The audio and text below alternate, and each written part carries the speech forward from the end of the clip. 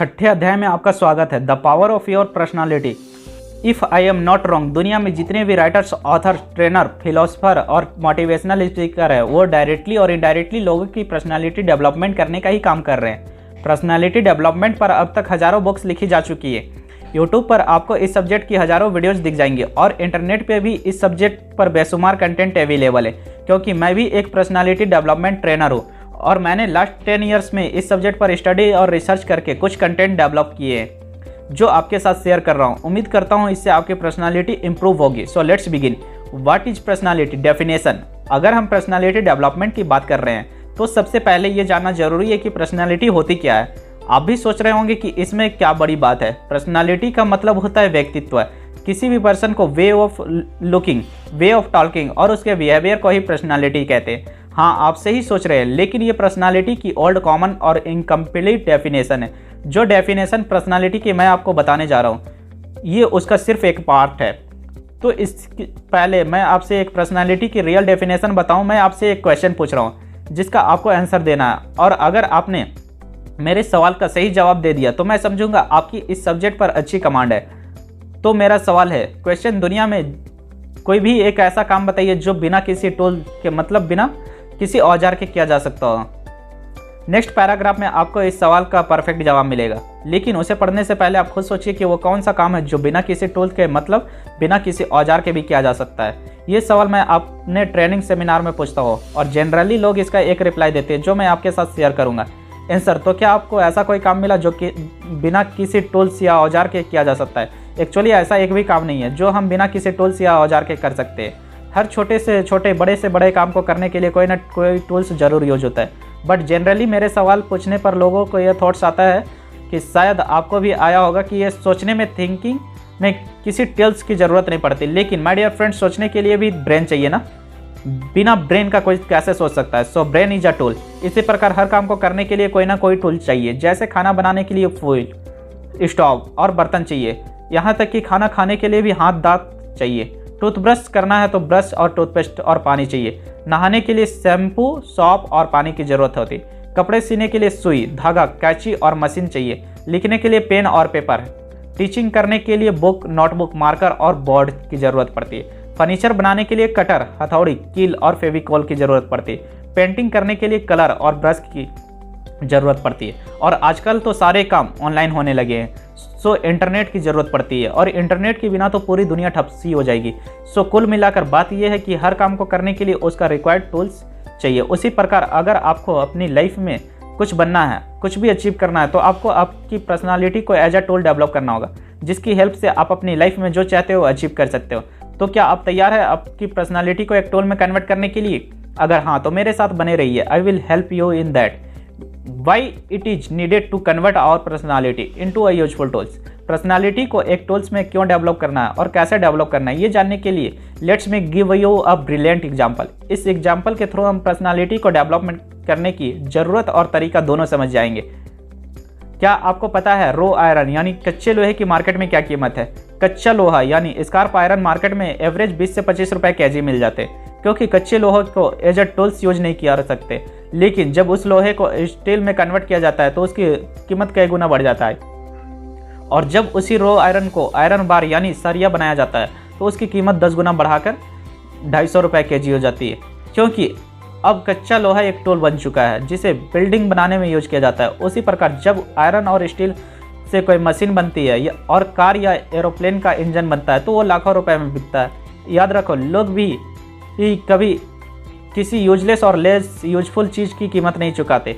लोग सिर्फ यूजफुल चीज़ें की कीमत चुकाते, और जो चीज़ जितनी ज़्यादा यूजफुल होगी उसकी उतनी ज़्यादा वैल्यू होगी। अगर आपको भी पता करना है कि आपकी दुनिया में क्या वैल्यू है तो आप जाइए और किसी कंपनी में इंटरव्यू दीजिए। आपको जो सैलरी ऑफर होगी या किसी से पैसे उधार मांग कर देखे वो आपको मैक्सिमम कितने पैसे उधार देता है, वो आपकी वैल्यू है।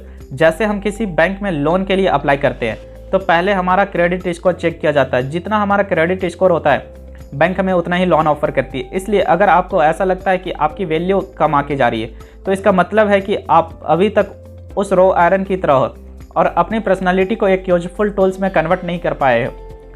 और जब तक आप अपनी पर्सनालिटी को एक यूजफुल टूल्स में कन्वर्ट नहीं करेंगे आपकी वैल्यू नहीं बढ़ सकती। तो क्या आप एक यूजफुल टूल्स बनना चाहते हो और अपनी वैल्यू बढ़ाना चाहते हो तो आपको वो काम करने पड़ेंगे जो मैं आपको बता रहा हूँ। How to convert your personality into a useful tools. अपनी पर्सनालिटी को एक यूजफुल टूल्स में कैसे कन्वर्ट करना है, ये जानने के लिए हम उसी कच्चे लोहे का एग्जाम्पल लेंगे। क्या आप जानते हैं किसी रो आयरन को एक यूजफुल टूल्स बनाने में कैसे डेवलप किया जाता है? सबसे पहले तो उस रो आयरन को एक्सट्रीम फायर में इतना गर्म किया जाता है कि लोहा पिघलने लगता है। क्या आपको पता है एक्सट्रीम फायर का टेम्परेचर कितना होता है? हमारे घरों में खाना बनाने के लिए जो LPG गैस यूज होती है न, उससे निकलने वाली आग की टेम्परेचर ऑलमोस्ट 300 से 400 डिग्री सेल्सियस होता है। क्या आप उस आग में हाथ डाल सकते हैं? नहीं डाल सकते, क्योंकि वो आग इतनी खतरनाक होती है कि सिर्फ कुछ ही सेकंड में हाथ जल जाएगा। और जिस आग में लोहे को तपाया जाता है उसका टेम्परेचर ऑलमोस्ट 1500 डिग्री सेल्सियस होता है, जो LPG गैस से 3 गुना ज़्यादा होता है। तो सबसे पहले उस रो आयरन को इतनी एक्सट्रीम फायर में जलाया जाता है, लेकिन सिर्फ आग में जलाने से उस रो आयरन किसी और शेप में नहीं डलता है। इसलिए आग में जलाने के बाद उसे पिघलते हुए आयरन पर बड़े हमर से स्ट्राइक किया जाता है। उस लोहे को तब तक पीटा जाता है जब तक वो एक यूजफुल टूल्स में कन्वर्ट नहीं हो जाता। उसी प्रकार आज की तारीख में आपकी पर्सनालिटी भी उस कच्चे लोहे की तरह है जिसकी बहुत कम वैल्यू है। अगर आप खुद को एक वैल्यूबल पर्सनालिटी बनाना चाहते हैं तो सबसे पहले आपको तपना पड़ेगा, मतलब आपको कड़ी मेहनत करनी पड़ेगी। आपको दिन रात एक करने होंगे, आपको पढ़ना होगा। आप जिस भी फील्ड में जाना चाहते हो उस फील्ड का कंप्लीट नॉलेज लेना होगा। उस फील्ड से रिलेटेड जितनी भी स्किल्स है वो सब आपके अंदर डेवलप करनी पड़ेगी और उनमें से कम किसी एक स्किल में मास्टरी हासिल करनी पड़ेगी। मास्टरी हासिल करने का मतलब आप जो भी काम करते हो उस पर आपको इतना कॉन्फिडेंस हो कि पूरी दुनिया में आपसे बेटर वो काम कोई और कर ही नहीं सकता। लेकिन इतना सब कुछ होने के बाद भी आप सक्सेसफुल नहीं बन सकते, क्योंकि ये तो सिर्फ तपना हुआ, अभी पिटना तो बाकी है। पिटने का मतलब है आपके पास नॉलेज होगा, टैलेंट होगा, सर्टिफिकेट होंगे, स्किल होगी, सब कुछ होगा, फिर भी आप बार बार असफल होते रहेंगे, क्योंकि कभी हालात आपका साथ नहीं देगी, कभी लोग आपका साथ नहीं देंगे। क्योंकि हर इंसान ये तो चाहता है कि आप लाइफ में आगे बढ़े, लेकिन कोई ये नहीं चाहता कि आप उनसे भी आगे बढ़ जाए। लोगों को आपसे और आपके टैलेंट से जलन होगी, वे आपके मुंह पर आपकी तारीफ करेंगे लेकिन पीठ पीछे आपकी बुराई करेंगे, आपको गिराने की कोशिश करेंगे। कई बार आपके प्लान फेल होंगे। आप अपनी कैलकुलेशन के हिसाब से काम करोगे लेकिन आपकी कैलकुलेशन भी फेल हो जाएगी। ऐसा भी वक्त आएगा जब आप पूरी तरह से टूट चुके होंगे, बिल्कुल अकेले होंगे, डिमोटिवेट होंगे। ऐसी सिचुएशन आएगी जब आप अपने आसपास कहोगे इनज इज इनॉज, बस अब और बर्दाश्त नहीं होता। लेकिन ये सब होगा और होना भी जरूरी है, क्योंकि इससे आपको लर्निंग होगी, आपको एक्सपीरियंस मिलेगा जो आपके करियर के लिए और आपकी लाइफ के लिए बहुत ही यूजफुल साबित होगा। क्योंकि हम लाइफ एक्सपीरियंस से जितना सीखते हैं उतना हम सिर्फ पढ़ने और सुनने से नहीं सीख सकते। इसलिए किसी ने क्या खूब कहा है कि बादाम खाने से अकल नहीं आती, ठोकर खाने से आती है। तपने और पिटने से आपका नॉलेज, स्किल और टैलेंट इंप्रूव होगा एंड मोस्ट इम्पॉर्टेंटली आपको लाइफ का एक्सपीरियंस होगा। आपकी पर्सनालिटी डेवलप होती और यही तरीका है आपकी वैल्यू इंक्रीज करने का। अगर आप तपने और पिटने के लिए रेडी है तो सक्सेस आपका वेट कर रही है। अदरवाइज आप एक आम आदमी बनकर इस दुनिया में आए हो और आम आदमी बनकर ही इस दुनिया से लौट जाओगे। Types of personality. अब तक हमने ये जाना कि पर्सनालिटी की डेफिनेशन क्या है, पर्सनालिटी होती क्या है और पर्सनालिटी को क्यों और कैसे डेवलप करना है और हमारी वैल्यू कैसे इंक्रीज हो सकती है। अब हम जानेंगे कि पर्सनालिटी की कितनी टाइप्स होती हैं और कौन सी पर्सनालिटी हमारे लिए सूटेबल है और परफेक्ट है। लोगों की पर्सनालिटीज़ को उनके बिहेवियर और बॉडी लैंग्वेज को ऑब्जर्व करने से पता चला कि पर्सनालिटी 3 टाइप्स की होती है। First personality, passive personality. Second aggressive personality. Third assertive personality. तो चलिए वन बाय वन इन तीनों पर्सनालिटी के बारे में जानते हैं। First passive personality. Passive words का अर्थ होता है इनएक्टिव या निष्क्रिय। दूसरे शब्दों में एक पैसिव पर्सन किसी ऑब्जेक्ट के जैसा होता है। आपने इंग्लिश ग्रामर में सब्जेक्ट, वर्ब और ऑब्जेक्ट के बारे में जरूर पढ़ा होगा। सब्जेक्ट का अर्थ होता है डोर, यानी जो खुद कोई कार्य कर सकता है, जबकि ऑब्जेक्ट कुछ नहीं कर सकता। ऑब्जेक्ट को हम सिर्फ यूज कर सकते हैं। उसी प्रकार एक पैसिव पर्सन किसी ऑब्जेक्ट के जैसा होता है। वो हर बात पर यस बोलता है, वो कभी नो नहीं बोल पाता। उसके पास किसी भी काम के लिए जाओ वो कभी मना नहीं कर सकता, जिससे लोग उसका हमेशा मिसयूज करते हैं। वे दूसरे को खुश करने के लिए अपनी खुद की फीलिंग्स को गला घोट देता है। पैसिव पर्सन कभी भी अपनी फीलिंग्स को एक्सप्रेस नहीं कर पाता, क्योंकि उसे डर लगता है कि उसकी वजह से कोई हर्ट ना हो जाए। उसकी अपनी कोई लाइफ नहीं होती, ना ही कोई सपने होते हैं, वो बस दूसरों के लिए जीता है। पैसिव पर्सन की कोई कितनी भी इंसल्ट कर दे या मजाक उड़ा दे, लेकिन वो पलट कर जवाब नहीं देता, वो सब कुछ सहन कर लेता है। एक पैसिव पर्सन किसी मंदिर के घंटे की तरह होता है, कोई भी उसको बजाकर चला जाता है और वो कुछ नहीं कर पाता है। वो अपनी बात कहने से पहले सामने वाले से परमिशन लेता है, जैसे अगर आप बुरा ना माने तो मैं कुछ कहूँ, आप मेरी बात को अदरवाइज मत लेना। बट मैं ये कहना चाहता हूँ कि एक पैसिव पर्सन के दिल में हज़ारों बातें होती हैं मगर वो कह नहीं पाता, वो अंदर ही अंदर घुटता रहता है। उसमें कॉन्फिडेंस की बहुत कमी होती है। अगर उसकी लाइफ में कुछ भी गलत होता है, चाहे उसके लिए कोई और जिम्मेदार हो, लेकिन वो खुद की ब्लेम करता है, उसे लगता है सारी गलती उसी की है। पैसिव पर्सन अपने आप को ही अंडरएस्टिमेट करता है, उसको लगता है उसमें कुछ भी टैलेंट और खासियत नहीं है, उसकी लाइफ में कभी भी कुछ सही नहीं होता। इसलिए इस कलयुग में पैसिव पर्सन होना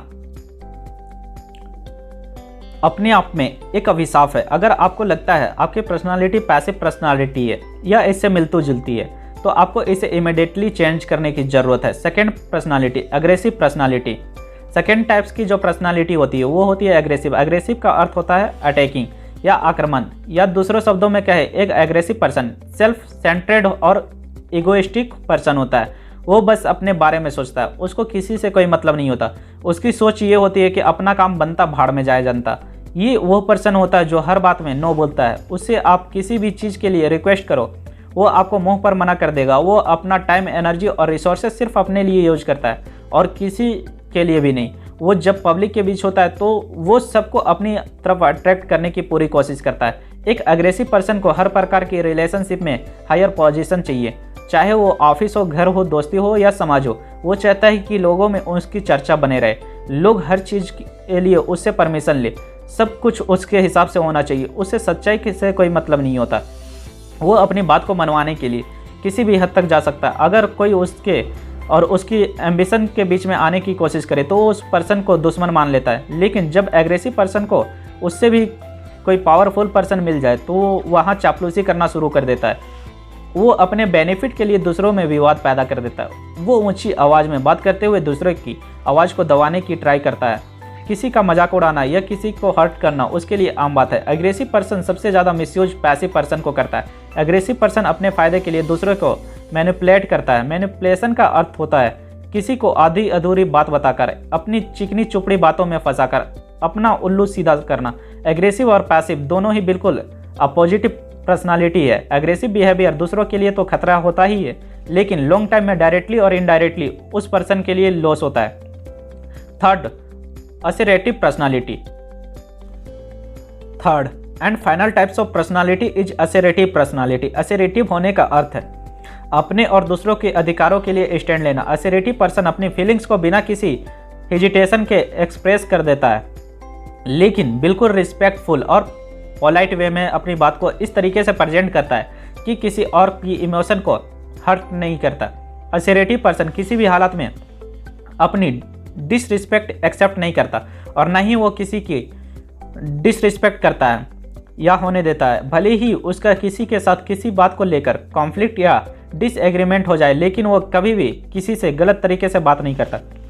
अगर सामने वाले की गलती है तो वो कहेगा कि आपकी गलती है, और अगर खुद की गलती है तो वो उसे एक्सेप्ट करेगा। वो अपने ईगो को बीच में नहीं लाता और दूसरों की डिग्निटी को हमेशा ख्याल रखता है। असर्टिव पर्सन कभी किसी के मैनिपुलेट नहीं करता, अपने बेनिफिट्स के लिए दूसरों का नुकसान नहीं करता, बल्कि वो अपनी इफेक्टिव कम्युनिकेशन, लॉजिक और विजन से लोगों को इन्फ्लुएंस करता है और एक विन विन सिचुएशन क्रिएट करता है, जिससे उसका और दूसरों का भी फायदा होता है। वो कभी भी अपनी फेक पर्सनालिटी शो नहीं करता। वो जैसा होता है वैसे ही खुद को प्रेजेंट करता है और दूसरों से यही एक्सेप्ट करता है कि वे उसको एज इट इज एक्सेप्ट करे। वो कभी भी दूसरों को इम्प्रेस करने की कोशिश नहीं करता। वो हमेशा दूसरों की हेल्प के लिए तत्पर रहता है, लेकिन अगर वो नहीं कर पाता तो बोल भी देता है कि ये मुझसे नहीं होगा, आई एम सॉरी।